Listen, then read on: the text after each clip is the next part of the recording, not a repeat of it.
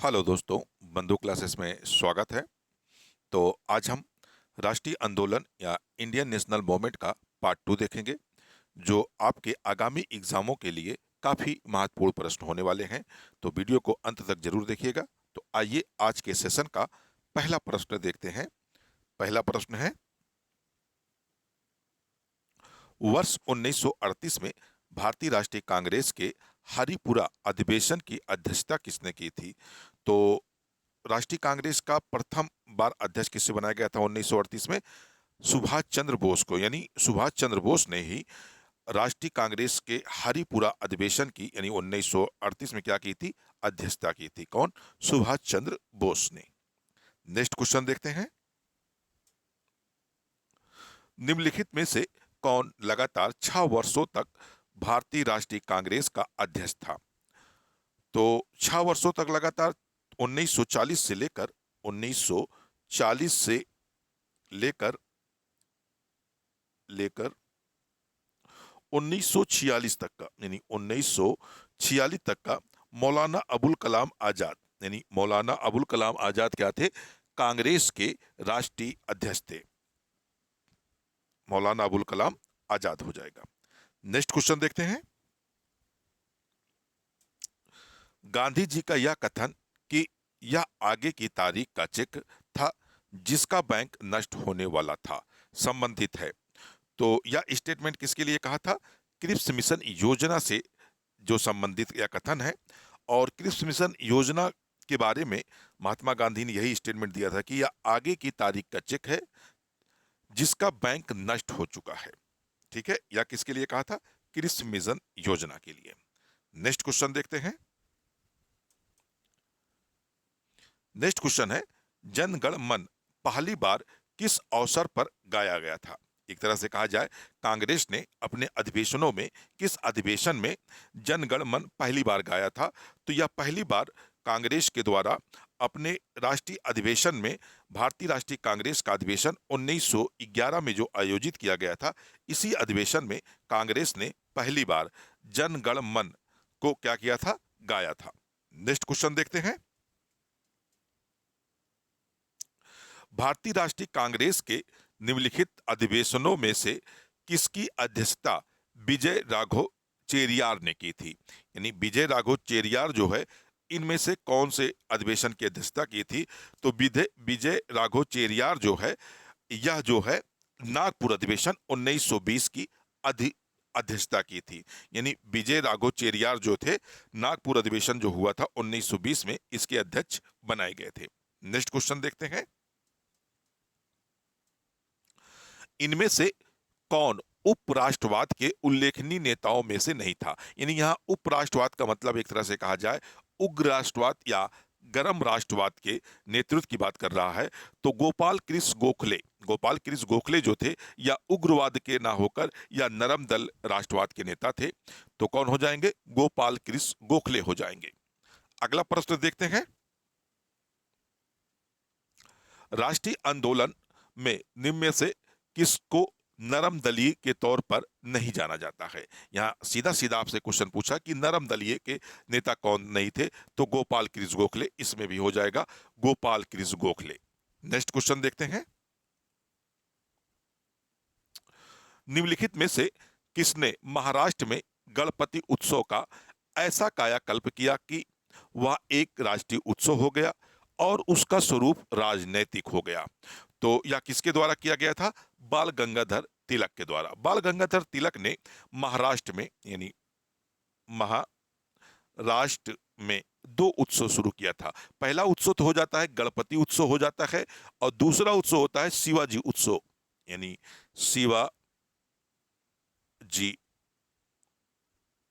उत्सव किसके द्वारा शुरू किया जाता है? तो बाल गंगाधर तिलक के द्वारा यह दो महत्वपूर्ण राष्ट्रीय उत्सव शुरू किया जाता है। नेक्स्ट क्वेश्चन देखते हैं।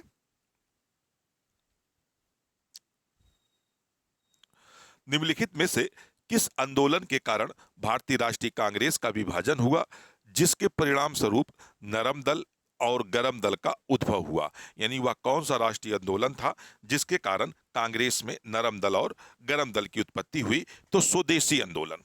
यानी स्वदेशी आंदोलन के ही पश्चात यानी स्वदेशी आंदोलन 1905 के पश्चात ही कांग्रेस में दो विचारधाराएं उभर कर सामने आती हैं। पहली विचारधारा जो नरम विचारधारा कहलाती थी और दूसरी विचारधारा जो कहलाती थी।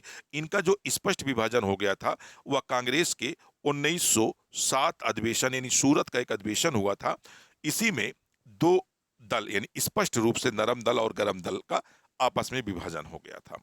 नेक्स्ट क्वेश्चन देखते हैं। किसने भारतीय राष्ट्रीय कांग्रेस के विरुद्ध अनुनय विनय और विरोध की राजनीति का दोष लगाया था? यानी कौन से ऐसे व्यक्ति थे जिन्होंने कांग्रेस को कहा था कि आप अनुनय विनय और विरोध की राजनीति करते हैं? तो ऐसा कहने वाले कौन थे? बीजी तिलक के द्वारा कांग्रेस पर यह आरोप लगाया जाता है, यानी बाल गंगाधर तिलक के द्वारा यह आरोप लगाया जाता है। नेक्स्ट प्रश्न देखते हैं। निम्नलिखित में से भारतीय राष्ट्रीय कांग्रेस के किस अधिवेशन में कांग्रेस अध्यक्ष के चुनाव में सुभाष चंद्र बोस ने पट्टभी सीतारामैया को पराजित किया था? यानी वह कौन सा अधिवेशन था जिसमें सुभाष चंद्र बोस ने पट्टभी सीतारामैया को क्या किया था? पराजित किया था। यह अधिवेशन कौन था? त्रिपुरी अधिवेशन 1939। यानी त्रिपुरी अधिवेशन जो था, क्योंकि हरिहरपुर अधिवेशन 1938 में सुभाष चंद्र बोस क्या है, राष्ट्रीय अध्यक्ष बन चुके हैं और उन्होंने त्रिपुरी अधिवेशन 1939 में पुनः नामांकन कर दिया। और इधर से गांधी के समर्थक पट्टभी सीतारामैया को क्या किया जाता है? कांग्रेस प्रेसिडेंट का उम्मीदवार बनाया जाता है, जिसमें इसमें पराजित के कौन होते हैं? पट्टभी सीतारामैया होते हैं। और यह कौन सा अधिवेशन था? तो त्रिपुरी अधिवेशन था। ठीक है, नेक्स्ट क्वेश्चन देखते हैं। बाल गंगाधर तिलक को किसने अशांति का जनक कहा था? यानी बाल गंगाधर तिलक को अशांति का जनक कौन कहा था? तो वेलेंटाइन सिरोल था। इसने ही बाल गंगाधर तिलक को क्या कहा था? अशांति का जनक कहा था। कौन? वेलेंटाइन सिरोल। नेक्स्ट क्वेश्चन देखते हैं। नेक्स्ट क्वेश्चन है, व्यक्तिगत सत्याग्रह के लिए विनोबा भावे को प्रथम सत्याग्रही चुना गया, तो दूसरा कौन था? तो यानी पहले कौन थे? विनोबा भावे थे और दूसरे किसे बनाया गया? पंडित जवाहरलाल नेहरू को। यानी दूसरा सत्याग्रही किसे बनाया गया? पंडित जवाहरलाल नेहरू को बनाया गया। नेक्स्ट क्वेश्चन देखते हैं। अगला प्रश्न है, महात्मा गांधी द्वारा व्यक्तिगत सत्याग्रह आंदोलन के लिए प्रथम सत्याग्रही कौन था? जैसे हमने पिछले क्वेश्चन में देखा, प्रथम सत्याग्रही कौन था? विनोबा भावे थे। यानी विनोबा भावे को व्यक्तिगत सत्याग्रह आंदोलन के लिए पहला सत्याग्रही बनाया गया था। नेक्स्ट क्वेश्चन देखते हैं।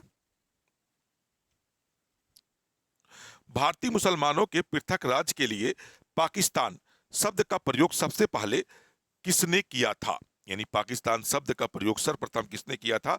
तो लंदन में चौधरी रहमत अली और उसके मित्रों के द्वारा 5 प्रांतों के पहले कैपिटल को लेकर ही पाकिस्तान का क्या किया गया था? शब्द का निर्माण किया था। कौन किया था? चौधरी रहमत अली एवं उनके मित्रों के द्वारा यह शब्द सर्वप्रथम इस्तेमाल किया गया था।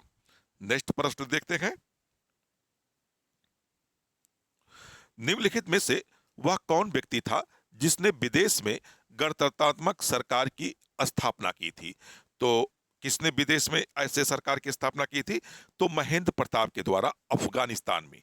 यानी महेंद्र प्रताप के द्वारा अफगानिस्तान में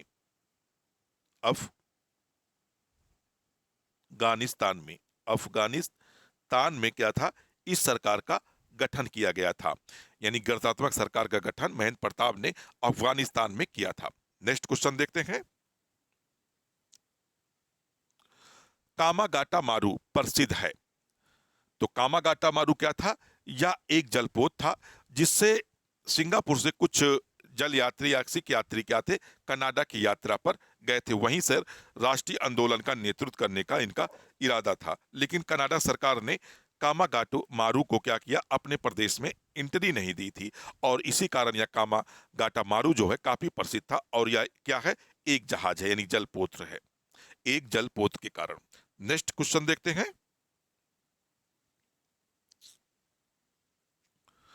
भारतीय स्वतंत्रता संग्राम के संदर्भ में 16 अक्टूबर 1905 निम्न कारणों में से किसके लिए प्रसिद्ध है? यानी 16 अक्टूबर 1905 को भारतीय राष्ट्रीय आंदोलन में ऐसा क्या हुआ था? तो 16 अक्टूबर 1905 को बंगाल विभाजन हुआ था। यानी बंगाल का लॉर्ड कर्जन के द्वारा क्या कर दिया गया था? विभाजन कर दिया गया था, उत्तरी बंगाल और दक्षिणी बंगाल के रूप में, जिसमें दक्षिणी बंगाल में कहा जाता है कि अधिकांश मुस्लिम थे और पश्चिमी बंगाल में क्या कहा गया था? अधिकांश हिंदू थे। या 16 अक्टूबर 1905 को लॉर्ड कर्जन के द्वारा किया गया था। अगला प्रश्न देखते हैं, बंगाल का विभाजन किस वायसराय ने किया था? तो बंगाल का विभाजन लॉर्ड लॉर्ड कर्जन के द्वारा किया गया था। लॉर्ड कर्जन के द्वारा किया गया था। अगर लॉर्ड कर्जन की हम लोग बात करें तो लॉर्ड कर्जन का जो पीरियड होता है वह 1898 से 1898 से 1905 तक का, यानी 1905 तक का लॉर्ड कर्जन क्या होता है? भारत का वायसराय होता है। नेक्स्ट क्वेश्चन देखते हैं, बंगाल विभाजन के समय बंगाल का लेफ्टिनेंट गवर्नर था। काफी महत्वपूर्ण क्वेश्चन है कि जब बंगाल का विभाजन किया गया था तो उस समय बंगाल का लेफ्टिनेंट गवर्नर कौन था? तो लेफ्टिनेंट गवर्नर उस समय कौन था? Sir Andrews Fraser. Sir Andrews Fraser तो वर्तमान में क्या थे? बंगाल के लेफ्टिनेंट गवर्नर थे। नेक्स्ट क्वेश्चन देखते हैं, निम्न में से कौन स्वदेशी आंदोलन का आलोचक था एवं पूर्व तथा पश्चात के मध्य एक बेहतर संबंध का समर्थक था? तो क्योंकि यह स्वदेशी आंदोलन क्या था? इसमें बहिष्कार और कपड़ों को बर्बादी के कारण जो क्या थे? रविंद्रनाथ टैगोर थे, इस आंदोलन के खिलाफ थे और ये पश्चात का समर्थन करते थे। तो कौन था? रविंद्रनाथ टैगोर, यानी आर्यन टैगोर थे। नेक्स्ट क्वेश्चन देखते हैं, बंगाल में ब्रिटेन की वस्तुओं के बहिष्कार का सुझाव सर्वप्रथम किसने दिया था? यानी जब बहिष्कार बंगाल में स्वदेशी आंदोलन प्रगति पर था, इसी समय किसके द्वारा बहिष्कार के यानी बंगाल की वस्तुओं का बहिष्कार करने का सुझाव दिया गया था, एक तरह से सलाह दिया गया था? तो कौन थे ये? कृष्ण कुमार मित्र के द्वारा। कृष्णा कुमार मित्र ने सर्वप्रथम यह सुझाव दिया था। अगला प्रश्न देखते हैं, अगला प्रश्न है, स्वदेशी और बहिष्कार पहली बार किस घटना के दौरान संघर्ष की विधि के रूप में अपनाए गए? यानी स्वदेशी और बहिष्कार शब्द किस घटना के बाद अपनाए गए थे? तो ये सर्वप्रथम किसके क्या अपनाए गए थे? तो बंगाल विभाजन के विरुद्ध, यानी बंगाल विभाजन के विरुद्ध आंदोलन जो चलाया जा रहा था, उसी समय स्वदेशी और बहिष्कार के शब्द सर्वप्रथम राष्ट्रीय विधि के रूप में अपनाए गए थे। अगला प्रश्न देखते हैं, अगला प्रश्न है, सांप्रदायिक अधिनिर्णय की घोषणा निम्न में से किसके बाद संपादित किया गया था? यानी जो सांप्रदायिक अधिनिर्णय था या किसके बाद अधिनिर्णित किया गया था? पूना समझौता यानी पूना पैक्ट के बाद या अधिनिर्णित किया गया था। दोस्तों, इस वीडियो को ज्यादा से ज्यादा शेयर करें, लाइक करें और चैनल को सब्सक्राइब करें। फिर मिलते हैं नेक्स्ट वीडियो में। जब तक के लिए धन्यवाद। जय हिंद दोस्तों।